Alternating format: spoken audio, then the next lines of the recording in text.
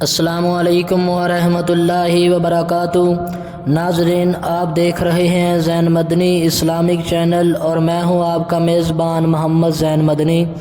ناظرین، جیسا کہ آپ کو معلوم ہے کہ ہم ریاض الصالحین ریکارڈ کر رہے ہیں۔ آج ہم ریاض الصالحین کی حدیث نمبر 28 ریکارڈ کریں گے۔ آپ سے التماس ہے کہ ہمارے چینل کو سبسکرائب کریں، لائک کریں، شیئر کریں، بیل آئیکن پہ کلک کریں تاکہ ہر آنے والی نئی ویڈیو آپ تک پہنچ سکے۔ نحمدہ ونصلی علی رسولہ الکریم، اما بعد فاعوذ باللہ من الشیطان الرجیم، بسم اللہ الرحمن الرحیم۔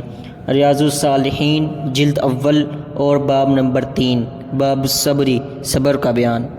حضرت ابو یحییٰ صہیب بن سنان رضی اللہ عنہ سے روایت ہے کہ رسول اللہ صلی اللہ علیہ وسلم نے فرمایا، مومن کا معاملہ بہت ہی عجیب ہے، اس کے ہر کام میں اس کے لیے بلائی ہے، اور یہ چیز مومن کے سوا کسی کو حاصل نہیں۔ اگر اسے خوشحالی نصیب ہو تو اس پر اللہ کا شکر کرتا ہے، تو یہ شکر کرنا بھی اس کے لیے بہتر ہے، یعنی اس میں اجر ہے، اور اگر اسے تکلیف پہنچے تو صبر کرتا ہے، یہ صبر کرنا بھی اس کے لیے بہتر ہے کہ صبر بھی بجائے خود نیک عمل اور باعث اجر ہے۔ اسے مسلم نے روایت کیا ہے۔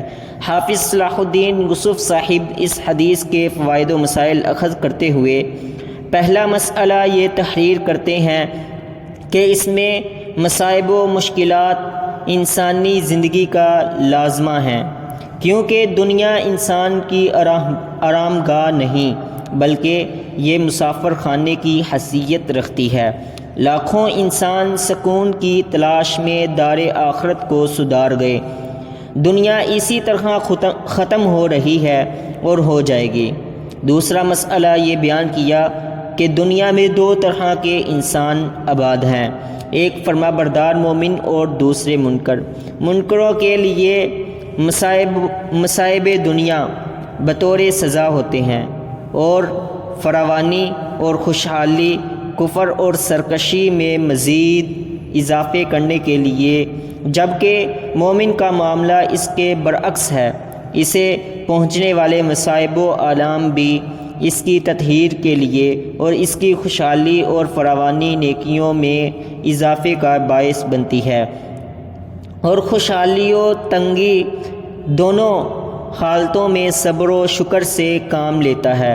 چنانچہ خوشحالی میں اللہ کو بھول جانا، اس کی نعمتوں کا شکر کرنے کی بجائے اس کی نافرمانی کرنا، اسی طرح تکلیف اور مصیبت کے وقت صبر کی بجائے جزا و فضا اللہ تعالیٰ کی قضاء و قدر پر برہمی کا اظہار اور گلے شکوے کرنا مومنانہ شیوا اور کردار نہیں ہے۔ راوی حدیث حضرت صہیب بن سنان ابو یحییٰ رضی اللہ عنہ۔ صہیب بن سنان بن مالک ابو یحییٰ ان کی کنیت ہے، اصل میں عرب ہیں۔ نمر بن قاسط بن وائل قبیلے سے تعلق رکھتے ہیں، چونکہ رومیوں نے انہیں بچپن میں قید کر لیا تھا، انہی میں نشوونما پانے کی وجہ سے رومی کہلائے۔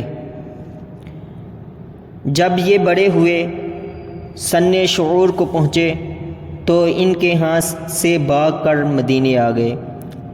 ایک قول یہ ہے کہ بنو کلب نے ان کو رومیوں سے خرید لیا اور مکہ میں لا کر عبداللہ بن جدعان کے ہاتھوں فروخت کر دیا۔ مشہور صحابی ہیں اور قدیم الاسلام ہیں۔ اللہ کی راہ میں تکالیف برداشت کی، نبی علیہ السلام کے ساتھ تمام غزوات میں شریک ہوئے، ہجرت مدینہ کی اور مدینہ ہی میں 38 ہجری کو وفات پائی۔ کتب احادیث میں ان سے 307 احادیث کے راوی ہیں۔